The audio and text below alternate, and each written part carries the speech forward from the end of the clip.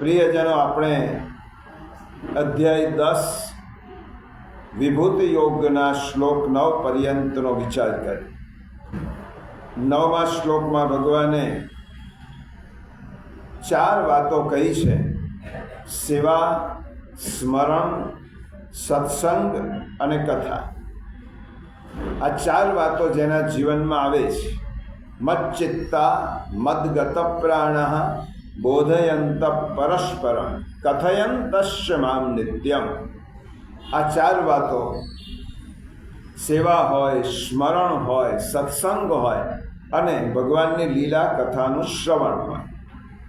આ 4 વાતો જીવનમાં આવે એટલે ગીતાની ભાષામાં ચિત્તને પ્રભુમાં પરોવી રાખે, પ્રાણોને પ્રભુમાં અર્પણ કરે, નિત્ય ભગવદ્ વાર્તા કરે અને પ્રભુની લીલા કથાનું શ્રવણ કરે. આવા લોકોના જીવનમાં શું પરિણામ આવે છે? તો ભગવાને કહ્યું, તુષ્યંતી ચ રમંતી ચ. મારો જે આવો ભક્ત છે એ નિત્ય સંતુષ્ટ રહે છે અને નિત્ય પ્રસન્ન રહે છે. આપણી ભક્તિની પરીક્ષા શું? આપણે ઠાકોરજીની સેવા સ્મરણ કરીએ, પૂજા પાઠ કરીએ, એની પરીક્ષા શું? તો ભગવાને કહ્યું કે મારો ભક્ત હંમેશા સંતોષી હોય છે. જ્યારે જે મળ્યું, જેવી રીતે મળ્યું, જેટલું મળ્યું, જેના દ્વારા મળ્યું એના દ્વારા એને સંતોષ. યદ્રચ્છા લાભ સંતુષ્ટ. ભગવદ ભક્ત ક્યારે પણ અસંતોષી હોઈ શકતો નથી. તુષ્યંતી એટલે સંતોષી અને રમંતી એટલે પ્રસન્ન. ભગવાનનો ભક્ત ક્યારે ઉદાસ ન હોય, ક્યારે નિરાશ ન હોય, ક્યારે પડી ભાગેલો ન હોય. રમંતી ચ એ હંમેશા પ્રસન્ન હોય છે. કોઈ પણ પરિસ્થિતિમાં તે પોતાના ચિત્તની સ્વસ્થતા ગુમાવતો નથી. વિપરીત પરિસ્થિતિ આવે તો પણ તે હસતા મોડે તે સહન કરે છે. એટલા માટે જેના જીવનમાં સંતોષ અને પ્રસન્નતા આ બંને નથી, તે ગમે તેટલી પાઠ પૂજા કરશે. ગીતામાં ભગવાને કહ્યું, મારી ભક્તિના પરિણામ છે. આ પરિણામ તેના જીવનમાં દેખાવા જોઈએ. સંતોષ અને પ્રસન્નતા એક સિક્કાની 2 બાજુ છે. અસંતોષી વ્યક્તિ ક્યારે પણ પ્રસન્ન હોઈ શકતો જ નથી. એ ઉદાસ જ હોય. અસંતોષી વ્યક્તિ હંમેશા ઉદાસ. અને જે પ્રસન્ન હોય એ સંતોષી જ હોય. પ્રસન્ન તે જ રહી શકે જેને કોઈ પણ પરિસ્થિતિમાં સંતોષ પોતાનો પ્રગટ કરે છે તે જ. એટલે ભક્તિનું પરિણામ પ્રસન્નતા માટે બીજો શબ્દ ગીતામાં વાપર્યો છે 2 અધ્યાયમાં, પ્રસાદ. પ્રસાદસ્તો પ્રસન્નતા. પ્રસાદ સંસ્કૃત શબ્દ છે, એનું ગુજરાતી શું થાય? પ્રસન્નતા. માટે આપણે કોઈ કથા હોય, સત્સંગ હોય કે ધાર્મિક મેળાવડો હોય ત્યારે આપણે બધાને આગ્રહ કરીએ, પ્રસાદ લઈને જજો. એનો અર્થ શું થયો? સ્થૂળ રીતે તો એક સામગ્રી છે, પરંતુ પ્રસાદ લઈને જજો એટલે પ્રસન્ન થઈને જજો. જો કથા સાંભળી હોય, સત્સંગ કર્યો હોય તો એનું પરિણામ પ્રસન્નતા જ હોય. એના પ્રતીક તરીકે પ્રસાદ આપવામાં આવે. એટલા માટે પ્રસાદ એટલે પ્રસન્નતા. શ્રીમદ ભગવદ્ ગીતામાં ભગવાને કહ્યું, પ્રસાદસ્તુ પ્રસન્નતા. જેના જીવનમાં આ ભક્તિ, સત્સંગ, કથા એ ફલિત થઈ છે, તેના જીવનનું પરિણામ જ એ આવે કે તે પ્રસન્ન હોય, સંતોષી હોય. આ 2 પરિણામ જેના જીવનમાં છે તે ભક્ત કહેવાય. અને પછી ભગવાન હવે કહે છે, ભક્તની લાક્ષણિકતાઓ દર્શાવી અને પછી ભગવાન પોતાના તરફથી આ ભક્તોને પ્રભુ શું આપે છે. હવે આ વસ્તુ થઈ સેવા, સ્મરણ, સત્સંગ, કથા. અને આ જેના જીવનમાં આવ્યું છે, પ્રસન્ન છે, સંતોષી છે, તેને ભગવાન 10મા શ્લોકમાં કહે છે, તે વ્યક્તિને હું શું આપું છું મારા તરફથી. તો 10મા અધ્યાયના 10મા શ્લોકમાં ભગવાન તે વાત કરી રહ્યા છે. જુઓ 155 પાન 10મો અધ્યાય 10મો શ્લોક આજના અધ્યયનનો શ્લોક છે. તેષાં સતતયુક્તાનાં ભજતાં પ્રીતિપૂર્વકં દદામિ બુદ્ધિયોગં તં યેન મામુપયાન્તિ તે. તેષામ એટલે તે સતતમ યુક્તાનામ નિરંતર મારા ધ્યાન વગેરેમાં પરોવાયેલા અને પ્રીતિપૂર્વક પ્રેમથી ભજતામ ભજનારા સેવનારા ભક્તોને તમ એટલે એવો બુદ્ધિયોગમ તત્વજ્ઞાન રૂપી યોગ દદામી હું આપું છું યેન જેનાથી તે એટલે ભક્તો મામ એટલે મને જ ઉપયાંતિ પામે છે.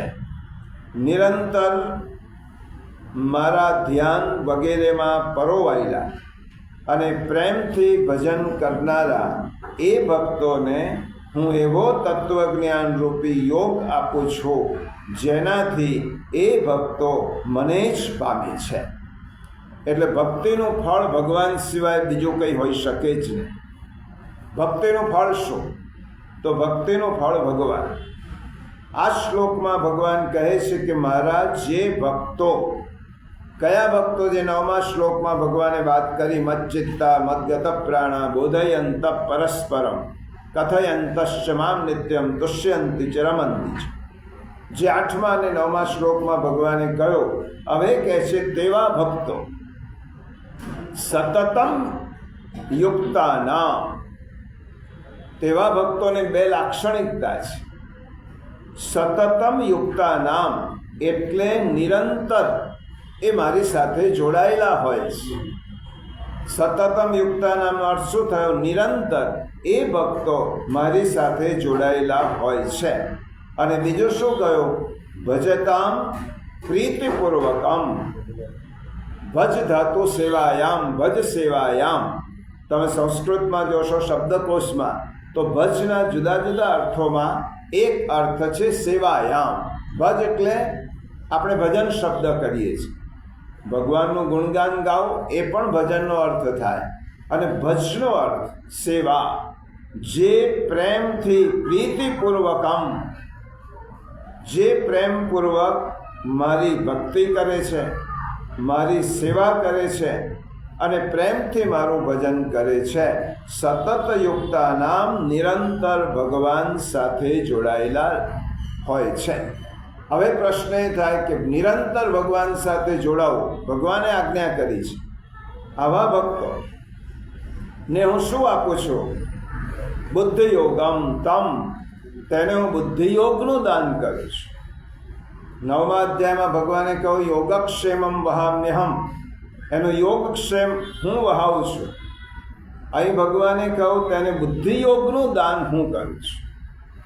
બુદ્ધિયોગ એટલે ભગવાનની પાસે જવાનો રસ્તો, જ્ઞાનથી પ્રભુની પાસે મેળવવાનો રસ્તો.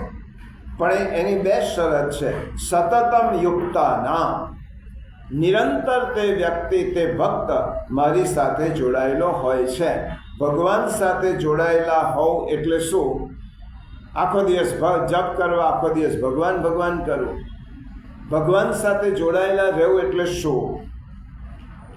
એનો અર્થ એ થયો જોડાયેલા રહેવું એટલે ક્રિયાથી નહીં, મન. ક્રિયા તો આપણે સેવા પૂજા જે આપણી પરંપરા પ્રમાણે કે ગુરુની આજ્ઞા પ્રમાણે કરતા હોય.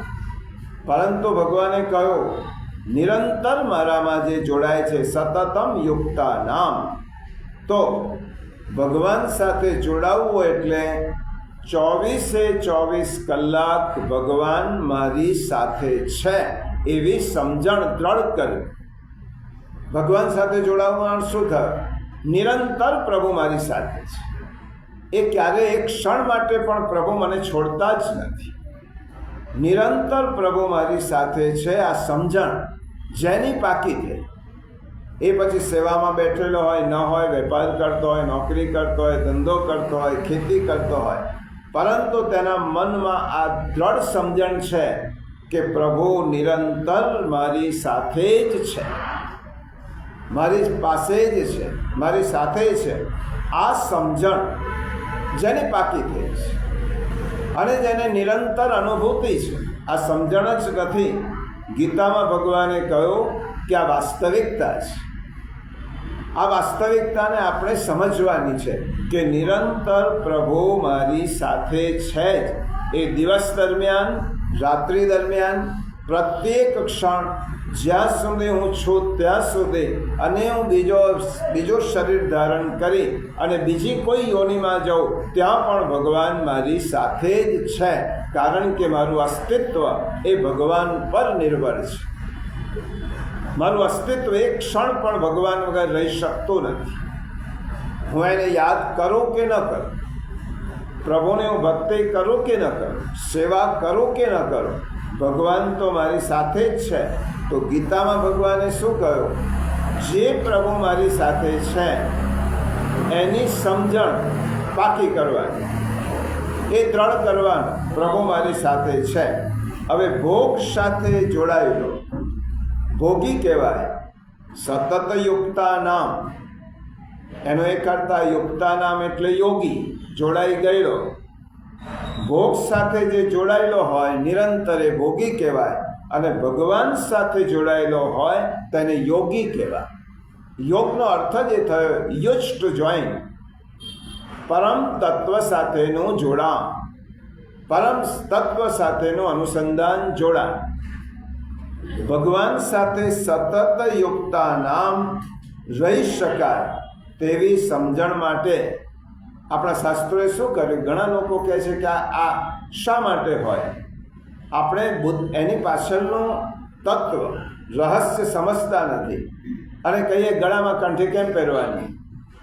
મારી કોઈ આઈડેન્ટિટી થોડી છે ગળામાં કંઠી પહેરવાની. ગળામાં કંઠી કે બ્રાહ્મણો જનોઈ ધારણ કરે, આ સ્થૂળ કર્મકાંડ નથી, આ પરંપરા રિચ્યુઅલ નથી. એની પાછળ એક તત્વ છે. ગળામાં કંઠી ધારણ કરવાની એ એટલા માટે કરવાની કે ઈશ્વર તારી સાથે છે એની સતત તને અનુભૂતિ થવી જોઈએ. પ્રભુ ન દેખાય તો કંઠી આપણા ગળામાં છે, આપણને યાદ કરાવે પ્રભુ તારી સાથે છે. બ્રાહ્મણો જનોઈ કેમ ધારણ કરે? એ આઈડેન્ટિટી નથી, પરંતુ જનોઈ એ સ્મરણ કરાવે છે કે હું પ્રભુનો છું, પ્રભુ મારી સાથે છે. એટલા માટે ગળામાં કંઠી ધારણ કરવી એનો અર્થ જ એ થયો, પ્રભુનું જ્યારે વિસ્મરણ થાય ત્યારે કંઠી આપણને સ્મરણ કરાવે તો ભગવાનનો છે. તારાથી જેમ તેમ વર્તન થાય નહીં, તે કંઠી ધારણ કરી છે, તે જનોઈ ધારણ કરી. જેવી રીતે પેલો પાલતુ પ્રાણી હોય ને એના ગળામાં પટ્ટો હોય, આ પટ્ટો છે એનો અર્થ એમ થયો કે એનો કોઈ માલિક છે. એવી રીતે મેં ગળામાં કંઠી ધારણ કરી કે યજ્ઞોપવિત ધારણ કરી. એનો અર્થ શું થયો? આ માત્ર રિચ્યુઅલ નથી, પણ તેની પાછળનો તર્ક છે, તત્વ છે. પ્રભુ મારી સાથે નિત્ય છે જ એની અનુભૂતિ. એટલે ઘણાને પછી શું આવ્યું? એના નિયમ આવ્યા. કંઠી ક્યારે પણ ગળામાંથી, ગળું કંઠી વગરનું ન હોવું જોઈએ. એનો અર્થ શું થયો? એક ક્ષણ પણ પ્રભુનું વિસ્મરણ ન થવું જોઈએ. બ્રાહ્મણ જનોઈ વગરનો ન હોવો જોઈએ, કારણ કે બ્રાહ્મણને એટલી તો ખબર હોવી જ જોઈએ કે નિત્ય હું બ્રહ્મનું સતત ચિંતન કરું છું, બ્રહ્મનો છું, બ્રહ્મ મારી સાથે છે. એટલા માટે પાછળ એનો ભાવ જ આ છે, 24 કલાક પ્રભુ મારી સાથે છે એનું પ્રતીક છે, એનું સિમ્બોલ છે આ કંઠી. પછી કઈ કંઠી ધારણ કરો છે મહત્વનું નથી, એ ગુરુની આજ્ઞા પ્રમાણે કે સંપ્રદાયની રીતિ નીતિ પ્રમાણે આપણે કંઠી ધારણ કરીએ. કેટલાક રુદ્રાક્ષ ધારણ કરે, કેટલાક તુલસીની કંઠી ધારણ કરે, કેટલાક સ્ફટિકની માળા ધારણ કરે, કેટલાક જનોઈ ધારણ. મૂળે એનો હેતુ શું છે? આ જ છે, પ્રભુ મારી સાથે નિત્ય જોડાયેલો છે. હું તેની સાથે જોડાવું કે ન જોડાવું એ ગૌણ વસ્તુ છે. પ્રભુ જોડાયેલો છે. પ્રભુ સાથે મારો ટેમ્પરરી સંબંધ નથી, સેવા પૂરતો પ્રભુ સાથેનો સંબંધ નથી. એટલા માટે મહાપ્રભુજીએ કહ્યું, સેવા જ્યારે પહોંચીએ ત્યારે અવસરમાં સેવા કરવાની અને અનવસરમાં સ્મરણ કરવું. પરંતુ ભગવાનને નહીં છોડવા. ભગવાન પ્રત્યક્ષ બિરાજે ત્યારે હું તેમનો સેવક છું, એમની સેવા માટે તત્પર રહેવાનો. પણ ભગવાન પ્રત્યક્ષ નથી બિરાજતા ત્યારે સ્મરણ. એટલા માટે પ્રભુ સાથેનો મારો કાયમી સંબંધ છે, શાશ્વત સંબંધ છે, એ ટેમ્પરરી નથી. ગીતા ભગવાન સાથેનો શાશ્વત સંબંધ સમજાવે છે. તેષામ સતત યુક્તા નામ. તમે ઘણી વખત ગીતામાં જોશો કે ભગવાન એકની એક વાત રિપીટેડલી કરે છે. શા માટે કરે છે? કે જે પ્રભુને દ્રઢ કરવું છે આપણા મનમાં, એકવાર નહીં, એ ફરી પાછા ભગવાન કે ફરી યાદ કરાવે, ફરી યાદ કરાવે. તેષામ સતત, પાછું 12મા અધ્યાયમાં ભગવાન યાદ કરાવશે. નિત્યયુક્તા તેષામ નિત્યયુક્તા, એ મારી સાથે જોડાયેલો છે. ભગવાને કહ્યું સતત મારી સાથે જોડાયેલો છે. એટલે ગીતા ભગવાનનો શાશ્વત સંબંધ જીવાત્મા સાથે સમજાવે છે. ભગવાન નિત્ય મારી સાથે છે એટલું જ નહીં, 15મા અધ્યાયમાં તો એમ કહું કે તારી સાથે જ નહીં, હું તારામાં જ છું. સર્વસ્ય ચાહમ હૃદય સન્નિવિષ્ટ. તારી સાથે હોઉં તો તને કદાચ એમ થાય કે ભગવાન મને કદાચ છોડીને જતા રહેશે, તો સાથે નહીં. ભગવાને 15મા અધ્યાયમાં કહું તારામાં જ છું. સર્વસ્ય ચાહમ હૃદય સન્નિવિષ્ટ. એટલે પ્રભુ મારી સાથે છે, મારા. જીવાત્મા અને પરમાત્માનો સંબંધ કેવો છે? સૂર્ય અને તેની પ્રભા છે. સૂર્ય તેની આભા ક્યારે છોડી દે છે? ચંદ્ર અને તેની ચાંદની જેવું. ચંદ્ર અને ચાંદની અભેદ્ય છે, અભેદ સંબંધ છે. બંને વચ્ચે અતૂટ સંબંધ છે. અગ્નિ અને ઉષ્ણતા, આ બંનેને તમે કેવી રીતે દૂર કરી શકો? જલ અને શીતળતા. પાણી હોય એટલે તેની સાથે શીતળતા હોય જ. અગ્નિ હોય એટલે તેની સાથે ઉષ્ણતા હોય. સૂર્ય હોય એટલે તેની સાથે તેની પ્રભા હોય. અને ચંદ્ર હોય તો તેની સાથે તેની ચાંદની હોય. એવી રીતે આત્મા સાથે પરમાત્મા એ અતૂટ સંબંધથી જોડાયેલા છે. એ સમજણ પાકી કરવાની છે. આ વાસ્તવિકતા છે. એ ગીતા આપણને સમજાવે છે કે જેની સમજણ આવી પાકી થઈ, તેષામ સતત યુક્તાનામ, હું પ્રભુ સાથે નિરંતર જોડાયેલો છું. એક ઐતિહાસિક ઘટના આ સમજવા માટે બહુ જરૂરી છે. એક એક શબ્દ ગીતાનો ભગવાને બહુ જ રહસ્યપૂર્ણ કર્યો છે. એક ઐતિહાસિક ઘટના, અત્યારની ઘટના છે, જ્યારે આખા વિશ્વ ઉપર બ્રિટનનું સામ્રાજ્ય, મહત્તમ દેશો ઉપર બ્રિટનનું સામ્રાજ્ય હતું, જેનાથી આપણે પણ ગુલામીની ગળતામાંથી મુક્ત થયા. ગઈકાલે જ આપણો 80મો સ્વાતંત્ર્ય દિવસ આપણે ઉજવ્યો. એવું કહેવાય છે કે બ્રિટનના રાજ્ય ઉપર સૂર્ય આથમતો નહોતો. એવું એનું એટલું વિશાળ અને વ્યાપક સામ્રાજ્ય હતું. હવે એક વખત બ્રિટનનો રાજા, તે વખતે રાજાશાહીનો કાળ હતો, આજે પણ રાજા રાણી છે, રાજાશાહીનો કાળ હતો. હવે રાજાને એમ થયું કે મારા રાજ્યમાં બધા જ લોકો સુખી સંપન્ન છે, કોઈની કઈ વૃત્તિ છે એ મારે જાણવું હોય તો આપણે પ્રાચીન કાળમાં આપણા રાજાઓ પણ રાત્રિચર્યામાં નીકળતા. રાત્રે ગુપ્ત વેશે કોઈક અજાણ્યા સ્થળે જાય અને નાગરિકોને, પ્રજાજનોને મળે, પોતાની ઓળખાણ છુપી રાખે, પ્રજાજનોને મળે, વાત કરે. એટલે રાજાને પોતે ખબર પડે કે હકીકત શું છે, વાસ્તવિકતા શું છે. એ બીજાના કહે ના ચાલે. એ કોઈક વાર આવી રીતે રાત્રિચર્યા કરવા ગુપ્ત વેશ નીકળે. આ એક પ્રાચીન પદ્ધતિ હતી રાજાઓની. બ્રિટનના રાજાને એમ થયું કે હું મારા રાજ્યના લોકોની સ્થિતિ તો જોઉં, એમની વૃત્તિ કેવી છે, વલણ કેવું છે, સ્વભાવ કેવો છે, મારા પ્રત્યેનો વિશ્વાસ કેટલો છે, આ જોઉં. એટલા માટે બ્રિટનનો રાજા ખેડૂતનો વેશ લીધો અને રસ્તામાંથી જતો હતો. જતા જતા ત્યાં મિલિટરીનો કેમ્પ આવ્યો. આ બાદશાહ ત્યાંથી રાજા પસાર થાય છે અને મિલિટરીની છાવણી આવી. રાત્રિનો સમય હતો એટલે તંબુની બહાર એક મિલિટરીનો કેપ્ટન એક ખુરશી પર બેઠેલો હશે. રાતનો સમય હતો.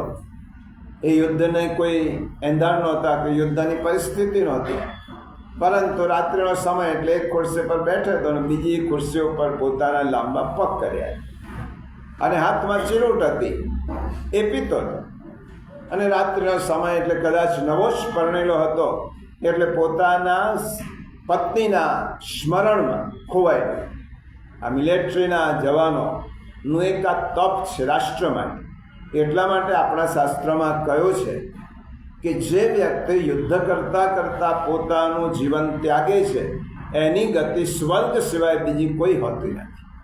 એને ક્યારેય પણ નર્કવાસ કે અવગતિ થતી જ નથી. આ વ્યક્તિ, કારણ કે એ લોકો બીજાના માટે પ્રાણ છોડે છે, અને જે વ્યક્તિ બીજાના માટે પોતાના પ્રાણોનો ત્યાગ કરે, આહુતિ આપે, એની ક્યારેય પણ દુર્ગતિ થતી નથી. ભગવાને અર્જુનને બીજા અધ્યાયમાં આ જ કહ્યું છે. એ અર્જુન, ધર્મયુદ્ધ કરતાં કરતાં તું મૃત્યુ પણ પામીશ તો પણ તને સ્વર્ગ મળશે, અને જીતીશ તો તને પૃથ્વીનું રાજ્ય મળશે. આ બંને બાજુ તને યુદ્ધ કરવામાં તારા માટે બંને ફાયદો છે. તો મિલિટરીનો જવાન એ બેઠેલો હતો લાંબા પગ કરીને. એટલે બાદ ખેડૂત ગયો એની પાસે અને પિટ્સબર્ગ જવાનો રસ્તો કયો એમ પૂછ્યું. એને તો પરીક્ષા જ કરવી હતી. પિટ્સબર્ગ જવાનો રસ્તો કયો એમ કહીને આ ખેડૂત ઊભો રહ્યો. કેપ્ટનના વિચારોમાં ખલેલ પડી. જ્યારે આપણે બહુ વિચારોમાં ડૂબી ગયા હોય ને કોઈ આપણને બોલાવે, કોઈ આપણી પાસે આવે તો ગમે નહીં આપણને, કારણ કે એમાં થોડો ડિસ્ટર્બન્સ થાય. એ કયા વિચારોમાં એટલે કેપ્ટનને ગુસ્સો ચડ્યો. તીરછી નજર કરીને ખેડૂત સામે જોયો. ચાલ હટ અહીંથી, નીકળ. કેપ્ટન હતો ને એટલે ગુસ્સો એ હોય. નીકળ અહીંથી. કોણ છે રાત્રે? કેમ તું મને પૂછે છે? અને ઊભો થયો અને એક લાત મારી. ખેડૂતને લાત મારી એટલે આ ખેડૂત દૂર પડી ગયો, ધૂળથી ખરડાય અને પેલે વસ્ત્ર ઉપર ધૂળ ખંખેરી અને પાછો રાજા પાસે કપડાં ખંખેરી અને આ ખેડૂત રાજા પાસે આવીને થોડો મોઢું લૂછીને કેપ્ટનની સામે આવીને ઊભો રહ્યો. નમ્રતાથી કહ્યો, સાહેબ તમે મને લાત મારી એટલે તમે બહુ મોટા લાગો છો. કારણ કે મોટો હોય તો જ બીજાને લાત મારે. નાનો વ્યક્તિ બીજાને લાત ન મારે. તમે બહુ મોટા લાગો છો. તમે મને લાત મારે એનો અર્થ તમે મોટા છો.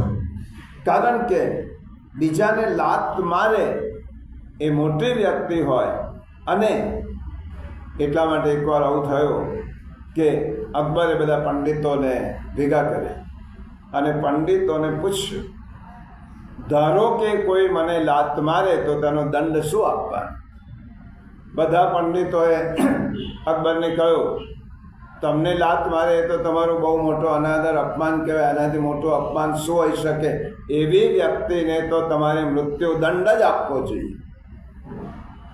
અકબરને ગમ્યું કે એને મૃત્યુદંડ અપાય.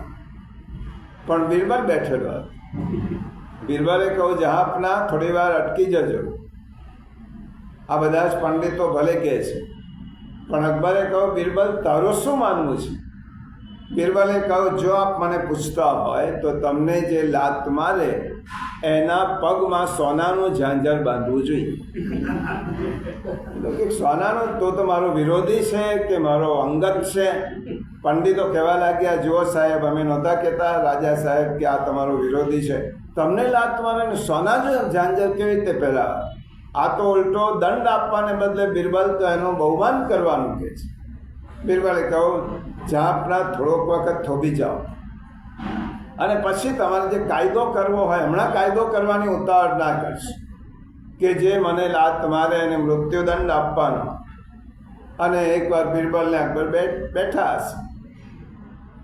અકબર બાદશાહને ત્યાં રાજકુમારનો જન્મ થયો અને થોડો મોટો થયો રાજકુમાર, એટલે અકબર બાદશાહે પોતાના ખોળામાં એને રમાડતો. અને રમાડતા રમાડતા પેલા રાજકુમારે બિરબલ અકબરના મોઢા ઉપર લાત મારી. હવે મોઢા ઉપર લાત મારી, બાપા દીકરાને રમાડતા છોકરાના પગ તો ગમે ત્યાં જાય, લાત મારી. એટલે બિરબલે કહ્યું, જાપના પેલો કાયદો કર્યો હોય કે મને કોઈ લાત મારે એને મૃત્યુદંડ આપવાનો, તો તમે રાજકુમારને મૃત્યુદંડ આપતા? આ રાજકુમાર, તમને લાત કોણ મારી શકે? જે તમારો પોતીકો હોય એ જ તમને લાત, તમારો પોતાનો હોય, વાલસોયો હોય એ જ લાત મારે. એટલા માટે સોનાનું ઝાંઝર કરાવો. હવે મેં કહ્યું તો ને કે જે લાત મારે એને સોનાનું ઝાંઝર પહેરાવવાનું. મને ખબર હતી કે તમને લાત તમારો રાજકુમાર જ મારે અને એને મૃત્યુદંડ ન અપાય, એને તો સોનાનું ઝાંઝર પહેરાય. એટલા માટે પેલો કેપ્ટને બાદશાહે કહ્યું ખેડૂતે કે લાત એ જ મારે બહુ મોટો હોય અથવા પોતાનો હોય તો બહુ મોટા લાગે છે, એટલા માટે લાત મારી. હવે મિલિટરીના માણસો જેટલા કડક હોય ને એટલા બધા ખુશ મિજાજી પણ, રમૂજી પણ. એને કહું સારું સારું. એટલે કહું, કારણ કે એ તો મૃત્યુને હાથમાં લઈને ફરવાવાળા માણસો છે, એટલા માટે કેપ્ટનને હવે આની સાથે થોડો રમૂજ કરવાનું મન થાય. અને કેપ્ટને કહ્યું, તો જ કે ચાલો કોણ છે? રાત્રે બીજું કામ નહોતું અને આવ્યો હતો ખેડૂત, એટલે ચાલ તો મને કહે હું કોણ હોઈશ? ખેડૂત કહે, તમારો વેશ જોઈને તેમ લાગો છો કે તમે મિલિટરીમાં છો. હા, મિલિટરીમાં હોઉં તો જ અહીં રાત્રે બેસું નહીં તો મને મન થોડું થાય છે છાવણીની બહાર બેસવા. મિલિટરીમાં છું, મિલિટરીમાં છું, હવે મને ઓળખી કાઢું કોણ છું?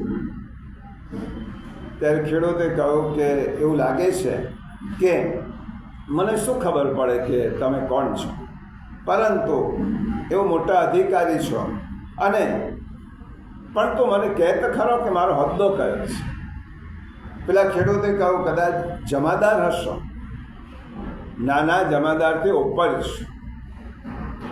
એમ તો પછી તમે લેફ્ટનન્ટ હશો, એનાથી પણ ઉપર છો. પછી ખેડૂતે કહ્યું, તો આપ કેપ્ટન છો? હા, હવે તો બોલ્યો હું કેપ્ટન છું. હવે તને મારી ઓળખાણ પડે ને કે હું કોણ છું? જો આ મારા ચંદ્રકો છો, હું કેપ્ટન છું. અને ખેડૂત ગડગડો થયો કે મારી ભૂલ થઈ ગઈ, તમે આટલા મોટા અધિકારી કેપ્ટન છો અને મેં તમને પિટ્સબર્ગ જવાનો રસ્તો પૂછ્યો, આવો સામાન્ય પ્રશ્ન મેં પૂછ્યો, મારી ભૂલ થઈ ગઈ, માફ કરજો. એટલે કેપ્ટનને પાછો બધો જ ક્રોધ ઓગળી ગયો.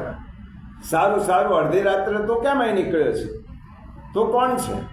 અડધી રાત્રે તો અહીં ફરે છે. ખેડૂતે કહું, તમે જ કહો કે હું કોણ છું?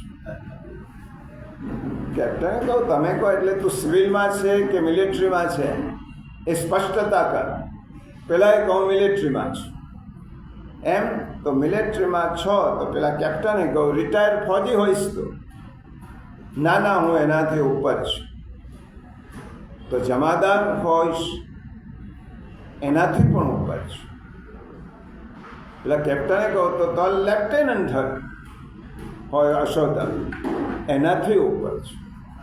ત્યારે કહું કે તો કેપ્ટન? હું એનાથી પણ ઉપર છું. હવે પેલા એ પગ સીધા કર્યા, કારણ કે મિલિટરીનું ડિસિપ્લિન છે. પોતાનાથી ઉપરી અધિકારી આવે તો તેને સેલ્યુટ કરવું પડે, માન આપવું પડે. પગ સીધા કરે, હાથમાંથી ચિરોટ નીચે ફેંકી દીધો. કેપ્ટનથી ઉપર છો એટલે કહું કે તો તમે ફિલ્ડ માર્શલ હશો? એનાથી પણ ઉપર છો. અને હવે ધ્રુજવા લાગી, હવે તેને હાથ કાપવા લાગી. ફિલ્ડ માર્શલથી ઉપર કોર્ટ માર્શલ એ ઇંગ્લેન્ડનો બાદશાહ જ હોય, બીજું કોઈ ના હોય, કારણ કે બધાનો ઉપરી બાદશાહ છે. અને પેલાનું મોડું પગ ધ્રુજવા લાગ્યા, પસીનો પસીનો થઈ ગયો. અને પછી એમ કહું, તો આપ ઇંગ્લેન્ડના બાદશાહ છો? ત્યારે ખેડૂતે કહું, હા, હું ઇંગ્લેન્ડનો બાદશાહ છું. હવે તે મને સાચો ઓળખ્યો. કેપ્ટન ધ્રુજી રહ્યો હતો, કરગડતો બોલવા લાગ્યો કે મારી બહુ મોટી ભૂલ થઈ, મેં ઓળખ્યા વગર તમને લાત મારી. અમારા બાદશાહ માટે કોઈ 2 શબ્દો પણ ખોટા બોલે તો અમે શૂટ કરી દઈએ છીએ. આ અમારો મિલિટરીનો એક ડિસિપ્લિન છે. અને કેપ્ટનના હોદ્દા પર હોવા છતાં મેં તમારો આટલો અનાદર કર્યો, લાત મારી, પોતાની પિસ્તોલ કાઢી અને બાદશાહને કહું, આ પિસ્તોલ તમારા હાથમાં લો. હવે મૃત્યુદંડ સિવાય મારો બીજો કોઈ દંડ ન હોઈ શકે, કારણ કે મેં તમારું અપમાન કર્યું છે, મને શૂટ કર. બાદશાહે કેપ્ટનના ખભા ઉપર હાથ મૂકીને કહ્યું, આટલો સ્વદેશ પ્રેમી, શિસ્તબદ્ધ, શૂરવીર મારા કેપ્ટનને હું શૂટ કરું એમ તું માને છે? હું એટલા માટે થોડો આવ્યો છું. અને બ્રિટનનો બાદશાહ એટલો મૂર્ખ નથી કે પોતાના બહાદુર કેપ્ટનને મારી નાખે. રાજાએ કહ્યું, તને એક સજા કરું છું. એ સજા સાંભળવા જેવી છે. આ બનેલી ઘટના છે. રાજાએ કહ્યું કે એક જ સજા છે, તને હું શૂટ નથી કરતો, પણ એક સજા, આ વાત હું કોઈને નહીં કહું, પણ એક સજા તને કરું છું. જ્યારે હું તને સામાન્ય ખેડૂત લાગતો હતો ત્યારે તારું વર્તન મારી સાથે કેવું હતું? ઉદ્ધત હતું, ઉન્માદભર્યું હતું. તે મને સામાન્ય ખેડૂત સમજ્યો, ત્યારે તમે લાત મારી, ઉદ્ધત વર્તન હતું. પણ જેવો તે મને રાજા તરીકે ઓળખ્યો એટલે તારું આખું વર્તન બદલાઈ ગયું. તો શિસ્તબદ્ધ થઈ ગયો, નમ્ર થઈ ગયો, વિવેકી થઈ ગયો, શિસ્તબદ્ધ થયો. હું તો એ જ છું. કપડાં પણ એના એ જ છે. મારા ખેડૂતનો સ્વાંગ એ છે, કપડાં એ છે. હું બદલાયો નથી, માત્ર તારી સમજણ બદલાઈ. પહેલાં તને એવું લાગતું હતું કે હું સામાન્ય ખેડૂત છું, ત્યારે તારું ઉદ્ધત વર્તન હતું. અને તને જ્યારે ખબર પડી કે હું ઇંગ્લેન્ડનો બાદશાહ છું, ત્યારે તારું વર્તન બદલાઈ ગયો. તો તારી એક જ સજા છે કે 24 કલાક ઇંગ્લેન્ડનો બાદશાહ તારી સામે છે, એવી રીતે તારે વર્તન કરવા. 24 કલાક ઇંગ્લેન્ડનો બાદશાહ તારી સામે જ છે. એવી રીતે તું વર્તન કરીશ તો તારું વર્તન ઉન્મત્ત નહીં થાય. તો પ્રભુ જેવી રીતે મારી સાથે છે, એવી રીતે પ્રભુ મારી સામે છે. ગીતા 2 વાત સમજાવે છે. પ્રભુ મારી સાથે છે અને પ્રભુ મારી સામે છે. સાથે છે અને જે સામે છે વ્યક્તિમાં પણ પ્રભુ છે. પ્રભુ સાથે પણ છે, સામે પણ છે, અને પ્રભુ મારામાં પણ છે. આ શ્રીમદ ભગવત સતત યુક્તા નામ એટલે સાથે પણ છે, સામે પણ છે અને મારી સાથે પણ છે. સતત યુક્તા નામનો અર્થ જગતનો નાથ પ્રભુ મારી સાથે, મારી સામે. કોઈ વ્યક્તિ આપણી સામે હોય, કોઈ પણ વ્યક્તિ, તો ગીતા આત્મૌપમ્યેન સર્વત્ર સમમ પશ્યતિ યોર્જુન. સામેની વ્યક્તિ કોઈ પણ હોય, એ કોઈ પણ જાતિનો, કોઈ પણ સંપ્રદાયનો, કોઈ પણ દેશનો, કોઈ પણ વર્ણનો, કોઈ પણ ઉંમરનો, કોઈ પણ લિંગનો, જે મારી સાથે છે એનામાં મારો પ્રભુ રહેલો છે. એનામાં પણ એ પણ પ્રભુનો અંશ છે, કારણ કે મારામાં પણ પ્રભુ છે, એ જ પ્રભુ તેનામાં છે. જો ભગવાન મારી સાથે હોય તો તેની સાથે પણ પ્રભુ છે. એટલે સાથે પણ છે અને સામે પણ છે. પરંતુ આપણી બધાની એક જ સમજણ છે, પ્રભુ મંદિરમાં છે, પ્રભુ સેવાખંડમાં છે, પ્રભુ પૂજાખંડમાં છે. અહીંયા તો મને કોઈ જોતું જ નથી. એકવાર એક શિષ્ય ગુરુની પાસે આત્મજ્ઞાન લેવા ગયા અને ગીતા એકદમ નાની નાની ટિપ્સ આપી છે. આટલું સમજી જાય તો ઘણું છે. તેષામ સતત યુક્તાના. આ ઋષિની પાસે શિષ્ય ગયો, મને આત્મજ્ઞાન આપો. ઋષિએ કહ્યું કે એક કામ કર, હું તને એક ફળ આપું છું. આ ઉપનિષદની વાત છે. એક ફળ લઈ તું ભૂખ્યો હોઈશ, એ ફળ લઈને તું એવી જગ્યાએ ખાઈ આવ જ્યાં તને કોઈ જોતું ના. એ આગળ લઈને ફળ ગયો. એને કહું, ગુરુએ કહ્યું છે એટલે આગળ લઈને નિર્જન વનમાં ગયો. આગળ ગયો, માણસો દેખાયા, પક્ષીઓ, પશુઓ દેખાયા. એ વનમાં, ગાઢ વનમાં ગયો ત્યારે એને આસપાસ જોયો કે નથી પક્ષી, નથી પશુ, કોઈ માણસ નથી, અને ફળ ખાવા જતો હતો. ત્યાં વિચાર આવ્યો, કોઈ નથી જોતો પણ મારો ભગવાન તો મને જુએ છે, અંદર અદ્રષ્ટ શક્તિ તો મને જુએ છે. ફળ ખાધા વગર પાછો ફળ ઋષિને ગુરુને આપ્યું. ગુરુએ કહ્યું જાત અને આત્મજ્ઞાન થઈ ગયું. આત્મજ્ઞાન એટલે એટલું જ નિત્ય પ્રભુ મારી સાથે છે, મને જુએ છે, મારી બધી જ ગતિવિધિઓ ઉપર પ્રભુની નજર છે. મારી બધી જ ગતિવિધિઓ પ્રભુ સાક્ષી ભાવે મારી અંદર રહીને જુએ છે. પરંતુ આપણને એમ લાગે છે પ્રભુ મંદિરમાં છે, પ્રભુ સેવાખંડમાં છે, નહીં તો નિરંતર મારી સાથે ભગવાન છે. એ સમજણ પાકી કરવા માટે. નહીં તો શું કામ માણસ જો મંદિરમાં કોઈ બીડી નથી પીતું, સિગરેટ નથી પીતું, દારૂ નથી પીતું, મંદિરમાં અપશબ્દ નથી બોલતું, મંદિરની બહાર પગથિયો ઉતર્યા એટલે બધું ચાલુ, તો આપણી સમજણ શું છે? મંદિરમાં ભગવાનનું પરિસર છે, ત્યાં જ છે ભગવાન, બહાર નથી. અને ગીતા કહે છે જે ભગવાન મંદિરમાં છે એ જ પ્રભુ બહાર છે. જો દારૂ પીવાનું ખોટું જ હોય, સિગરેટ પીવાનું ખોટું જ હોય, તો તું મંદિરમાં કેમ નથી પીતો? કારણ કે ત્યાં ભગવાન છે. અને બહાર કેમ પીએ છે? ત્યાં ભગવાન નથી. મંદિરમાં જે ભગવાન છે એ જ બહાર છે. તો પછી તું બહાર પીશ કે અંદર પીશ, ભગવાન તો તને જુએ જ છે. આ સમજણ જેની દ્રઢ થાય, આ સમજણ જેની પાકી થાય, એ વ્યક્તિ હંમેશા નિર્ભય બની શકે. ભગવાન મારી આ એક ગીતાની એક જ ટિપ્સ જો આપણે જીવનમાં લાવીએ ને, ભગવાને જે સૂત્રો કહ્યા છે એમાંથી એક અનુસરીએ ને, તો પ્રભુ મારી સાથે છે તો આપણે કેટલા નિર્ભય બની જઈએ. દાખલા તરીકે આપણે અંધારામાં કોઈ એક અજાણ્યા રસ્તા ઉપર અટવાઈ ગયા, વાહન નથી, કોઈ આપણે લઈ આવે તેવું નથી, અને રસ્તામાં ભૂલા પડી ગયા, ડર લાગે છે, એકલા જ, અને પાછળથી એક અવાજ આવ્યો આપણા નામ, અને નામથી બૂમ પાડીને કહે છે કે હું આવું છું, ઉભા. અને આપણે પાછળ જોયો તો એક અશક્ત વૃદ્ધ માણસ આવતો, મારા પાડોશી જ હતો, એ મારી પાસે સાથે આવ્યો. અશક્ત વૃદ્ધ, કોઈક ચોર લૂંટારો આવે તો પણ એ મારી ન શકે એવો અશક્ત વ્યક્તિ. પણ એ વ્યક્તિ આવ્યો જે મારું રક્ષણ નથી કરવાનું, ઉલટું મારે એનું રક્ષણ કરવાનું છે. પણ એ વ્યક્તિ આવ્યો એટલે મારામાં હું ભાવી, મારી સાથે કોઈ છે, ડર નીકળી ગયો. હું એકલો નથી, મારી સાથે આ વ્યક્તિ છે તો ડર નીકળી ગયો.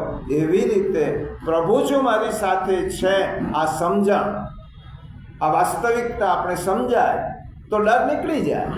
ભગવાન તો સર્વનો સમર્થક, હરિસ્તો સર્વતો રક્ષા કરિષ્યતિ ન સંશય. સંન્યાસ નિર્ણયમાં કહ્યું કે પ્રભુ મારી રક્ષા નિરંતર મારી સાથે રહીને કરે છે.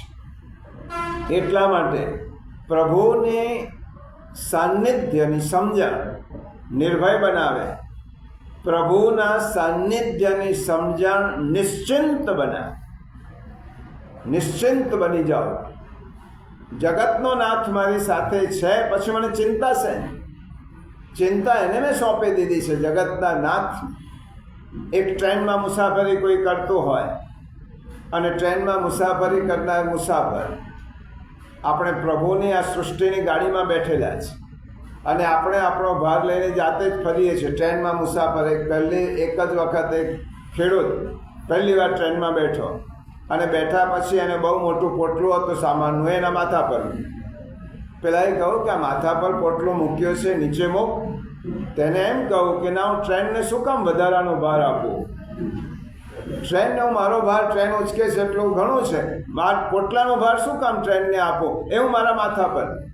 પેલાએ કહું કે તું પોટલું નીચે રાખીશ કે તારા માથા પર રાખીશ? ભાર તો ટ્રેને જ વહન કરવાની છે. પણ ખેડૂતની ગેરસમજણ હતી.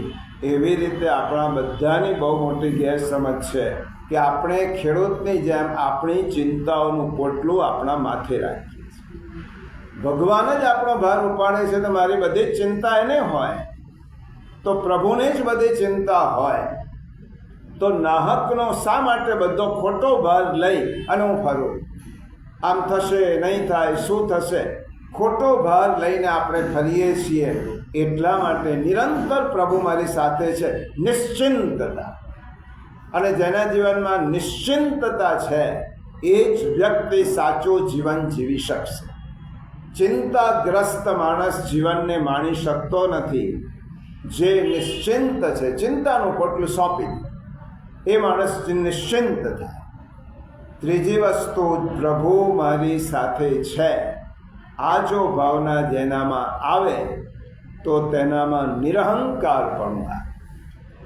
પ્રભુ મારી બધું જ પ્રભુ કરે છે, હું કશું જ કરતો નથી, તો કશું જ કરવાનો અહંકાર હું શા માટે કરું? મારી સાથે રહીને દીકરાને એમ થાય છે, બાપરે દીકરાને ઉચકીને ચાલતો હોય તો દીકરો એમ જ માને છે કે મારા બાપાએ મને ઉચક્યો છે. તો પ્રભુ મને ઉચકીને ચાલતા હોય, પ્રભુ મારી સાથે હોય તો પ્રભુ નિરહંકારિતા આવે, અહંકાર ન આવે. અને ચોથી વસ્તુ, તેષામ સતત યુક્તા નામ, એ ભાવના દ્રઢ થાય તો શું આવે? વિનમ્રતા. આપણે વિનમ્ર થઈએ. ભગવાન સાથે પણ છે અને સામે પણ છે. સાથે પણ ભગવાન છે, આ નિર્ભયતા લાવે, અને સામે પણ ભગવાન છે, વિનમ્રતા લાવે. સામે પ્રભુ છે, શા માટે કોઈનો અનાદર, કોઈનું અપમાન, કોઈને તિરસ્કાર હું શા માટે કરું? એટલા માટે કહ્યું કે તેષામ સતત યુક્તા નામ. અને પછી કહ્યું ભજતામ પ્રીતિપૂર્વકમ. ભજતામ, બીજો ગુણ શું કહ્યો ભગવાને? તેષામ સતત યુક્તા નામ. જે વ્યક્તિ મારી સાથે નિરંતર જોડાયેલો છે, અને ભજતામ પ્રીતિપૂર્વકમ, જે નિરંતર પ્રેમપૂર્વક, પ્રીતિપૂર્વકમ, એક એક શબ્દ જ ભગવાને બહુ સ્પષ્ટ કર્યો છે. ભજતામ, ભજ સેવાયામ, જે સ્નેહપૂર્વક મારી નિરંતર સેવા કરે છે, જે પ્રીતિપૂર્વક મારી પૂજા કરે છે, મારી સેવા કરે છે, તે વ્યક્તિ. આ બીજો ભગવાન કહે છે ને, બુદ્ધિયોગનું દાન કરું છું, પણ બીજી શરત છે, જે નિરંતર પ્રેમથી મને ભજે છે. ભગવાન પ્રેમનો ભૂખ્યો છે, સ્નેહનો ભૂખ્યો છે, પ્રેમથી ભજે છે. તો આપણે જે મૂર્તિ છે એને મૂર્તિ માનીને મૂર્તિની પૂજા કરીશું તો ભગવાનની અનુભૂતિ ક્યારેય નહીં થાય. મૂર્તિને મૂર્તિ માનીને મૂર્તિની પૂજા કરવી તો એ મૂર્તિ જ રહેશે. એટલા માટે પુષ્ટિમાર્ગમાં મૂર્તિને એક નામ આપ્યું મહાપ્રભુજીએ, સ્વરૂપ સેવા. સ્વરૂપ, આ મૂર્તિ નથી. સ્વ એટલે પોતાનું રૂપ છે. આ કોઈ પ્રતિમા નથી, આ મૂર્તિ નથી, આ સ્ટેચ્યુ નથી. આ ભગવાનની જ એક પ્રતિકૃતિ છે, ભગવાનનું જ રૂપ છે. એટલે સેવામાં સ્વરૂપ કહેવાય, પૂજામાં પ્રતિમા કહેવાય. પણ પ્રતિમા અને સ્વરૂપમાં જે ભગવાનને જુએ છે, પ્રેમપૂર્વક, ભક્તિ પ્રેમપૂર્વક થાય. આ મારો જગતની પૂજા હું ન કરી શકું. ભગવાન સર્વત્ર વ્યાપ્ત છે, તો બધે જ વ્યાપ્ત હોય, ભગવાનની પૂજા મારાથી ન થાય. એટલા માટે તેનો અંશ મેં સ્વરૂપમાં મૂકી દીધો અને અંશની પૂજા કરું છું. એ ભગવાન વ્યાપક છે એમ સમજીને એની પૂજા કરું છું. અને આ જ મહત્વનું છે. એક વખત બંને ભગવદ ભક્તો, બહુ ઉચ્ચ કક્ષાના ભગવાનના અંતરંગ ભક્તો, સુરદાસજી અને તુલસીદાસજી, બંને ભગવદ ભક્તો એકવાર એમનું મિલન.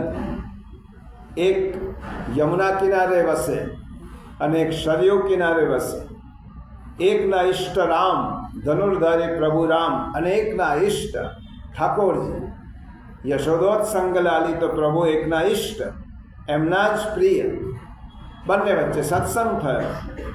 અને આ બે મહાપુરુષો વચ્ચે તેમ કહેવાય કે સુરદાસ અને તુલસીદાસ, આ બંને જ્યારે એક જગ્યાએ ભેગા હોય તો સૂર શશી, તુલસી રવિ, એક સૂર્ય છે ને એક ચંદ્ર છે. આ બંને એક સાથે ભેગા થાય તો પછી ઓળુગન કેશવદાસ બાકી સબ ખદ્યોત હૈ જहाँ તહ કરત પ્રકાશ. આ હિન્દી સાહિત્યના વ્રજ સાહિત્યમાં સુરદાસ અને પ્રાકૃત ભાષામાં તુલસીદાસ, આ બંને ભક્ત કવિઓ, એમની વચ્ચેનો સત્સંગ થયો. હવે સત્સંગ બધા બેઠેલા પણ હતા, બંને આટલા આવો સત્સંગનો લાભ ક્યારે મળે? બધા જ ભક્તો સત્સંગ શ્રવણ કરી રહ્યા છે, સુરદાસ છે ને તુલસીદાસ છે. અને એટલી વારમાં શું થયું, એક ગાંડો હાથી આવ્યો. હવે હાથી આવ્યો એટલે હંમેશા સત્સંગમાં એવું હોય, આપણે કહીએ ભગવાન પર ભરોસો રાખવો, ભરોસો રાખવો. પણ અહીંયા એક ગરોળીએ પસાર થાય ને તો આપણો બધો ભરોસો તૂટી જાય. આપણે બધા જ બહાર છીએ. ભરોસો રાખવો એ બોલવું જુદું. અને તે વખતે ગાંડો હાથે સત્સંગમાં બધા જ આટલું બધું સાંભળતા પણ બધા ઉઠીને જવા લાગ્યા. બધા જ જવા લાગ્યા, બધા ટોળું વિખરાઈ ગયું. આશ્ચર્ય ત્યારે થયું, સુરદાસજી પણ પોતાના સેવકને લઈને દોડ્યા અને દોડીને એક વૃક્ષ નીચે છુપાઈ ગયા. તુલસીદાસ ત્યાં જ બેસી રહ્યા. હાથી આવ્યો પણ ખરો, તુલસીદાસને જોયા પણ ખરા, અને જોઈને સૂંઢ નમાવી અને પેલો જતો રહ્યો. હવે હાથી એના રસ્તે ગયો, બધા જ પાછા આવ્યા. સુરદાસજી પણ સેવકને લઈને પાછા આવ્યા અને સેવકને લઈને પોતાની બેઠક પર બેઠા. તુલસીદાસજીને તો સુરદાસ પર અનન્ય શ્રદ્ધા હતી કે એમનું એક પણ કૃતિ ખોટી ન મળે. એટલે એમ કહું, બધા બધે ભલે દોડ્યા, પણ સુરદાસજી તમે તો ભક્ત છો, તમને તો પ્રભુ પર વિશ્વાસ હોય, તમે કેમ દોડ્યા?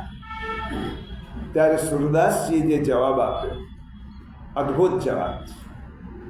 સંત તુલસીદાસને કહ્યું, તમે તો ધનુર્ધારી રામની સેવા પૂજા કરો છો, અને કદાચ ગાંડો હાથી તમારી સામે આવતો તો ધનુર્ધારી રામ તેનો પ્રતિકાર કરીને તેને મારતાય ખરા.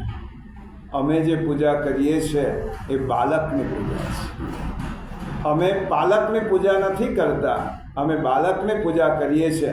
એટલે કોઈ પણ સંકટ આવે ત્યારે પહેલું અમારા બાળકને અમારે સંભાળીને દોડવાનું. અમારા માટે ઠાકોરજી બાળક છે, યશોદોત્સંગ લાલિત છે. અને બાળક હોવાને કારણે અમે એનું જતન એવી રીતે કરીએ છીએ કે જાણે અમારું અંગ છે, અમારું આત્મીય છે. અમે બાળક પર, તમે એમના ઉપર સંરક્ષણ પ્રભુ કરશે એમ માનો છો, અમે થોડું જુદું માનીએ છીએ. અમારે અમારા બાળકનું રક્ષણ કરવાનું છે, તેનું જતન કરવાનું છે. હું મારા માટે નહોતો દોડ્યો, મારા ઠાકોરજી માટે દોડ્યો. મારા પ્રભુને કંઈ ન થાય એટલા માટે દોડ્યો. તુલસીદાસજીએ વંદન, તમારે બાલ ભક્તિને હું વંદન કરું છું. પુષ્ટિ માર્ગમાં પાલકને બાલક કરવાનું છે, અને એ બાલકની સેવા જતન એવી રીતે શ્રીમદ ભાગવતમાં ગર્ગ ઋષિએ કહ્યું નંદ બાવાને કે હે નંદ બાવા, તમારો આ બાળક એટલો બધો પ્રભાવી છે, પરાક્રમી છે, તમે એનું સારી રીતે જતન કરશો તો આ જ બાળક તમારે અનેક મુશ્કેલીઓમાંથી ઉગારી દેશે. પણ પહેલી શરત એ છે કે તમે તેનું જતન કરજો, તેનું પાલન પોષણ કરજો, સંભાળજો. તમે જેટલું એને સંભાળશો એટલું એ તમને સંભાળશે. આપણે એક ભક્તિ માર્ગમાં, ભગવાનમાં એક માર્ગી નથી. ભગવાન તું જ મારું રક્ષણ કર. ભગવાન કહે છે કે તો બાલ ભાવે હું તારી સાથે છું, તું મારા માટે કેટલું આતરડું તારું આપે છે, હું તો તારી સાથે બેઠો જ છું. અને ય યથામામ પ્રપદ્યંતે તાંસ તથૈવ ભજામ્યહમ. જે મને જેવી રીતે ભજે એવી રીતે એને હું ભજું છું. એને હું જુદી રીતે એને પોતાનો અનુભવ જતાવું છું. એકવાર આપણે ટૂંકી વાત, બહુ સુંદર વિષય છે. 252 વૈષ્ણવ વાર્તામાં એક પ્રસંગ આવે છે. ડોસીમાએ ઠાકોરજીને એવો પ્રેમ કરે, એટલો લાડ કરે, પોતાની પાસે સુવાડે, ખવડાવે, બેસાડે. પોતાનો જ બાળક છે. ઠાકોરજી સાથે એટલો બધો, ઠાકોરજી આ ડોસીમા સાથે એટલા બધા હળીભળી ગયા.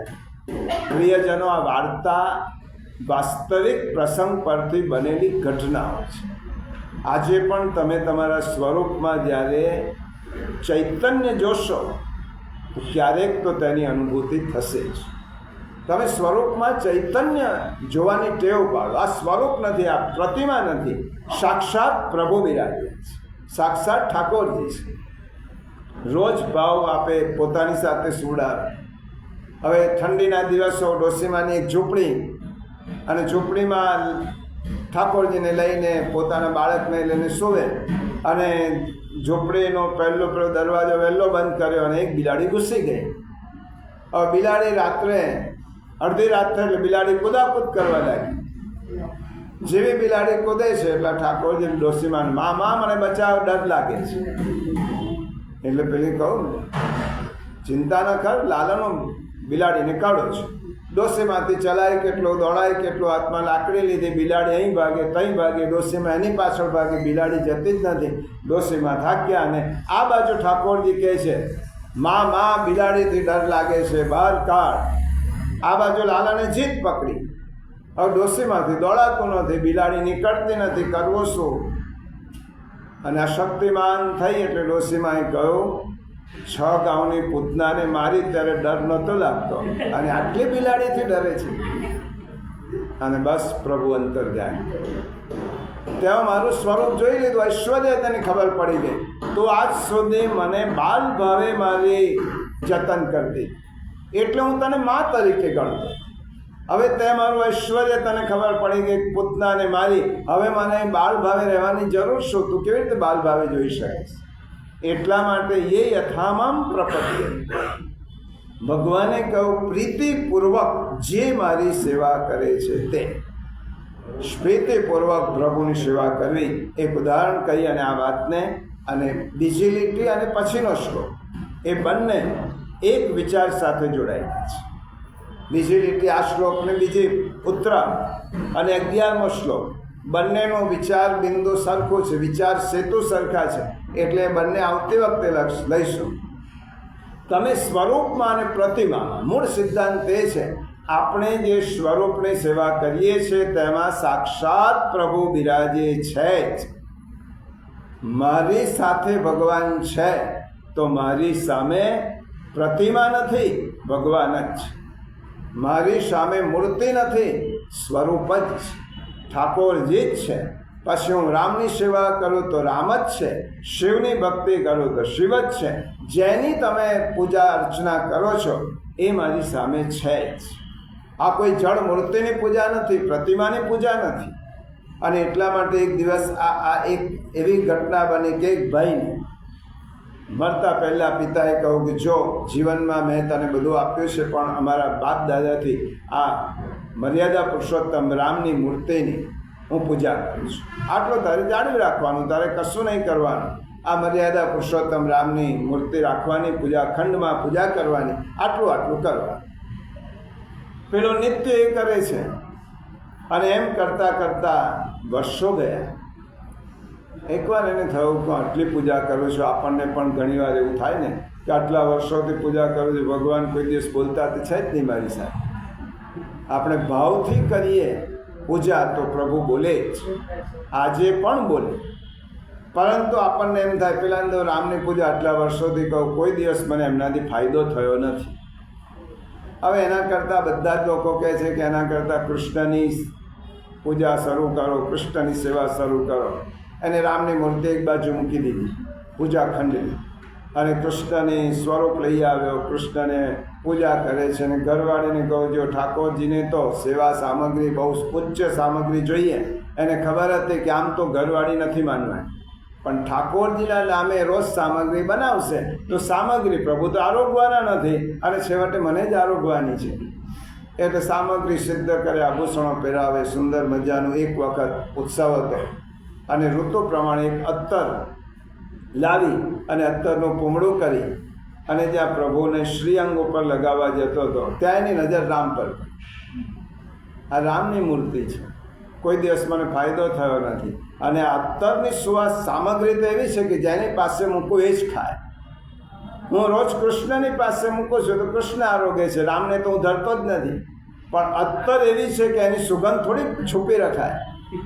એટલે અત્તરની સુગંધ તો આ રામ લઈ જશે. એટલા માટે એને શું કર્યું, રૂના 2 પૂમડા લીધા અને રામની જે પ્રતિમા હતી એના નસકોરામાં ખોસ્યા.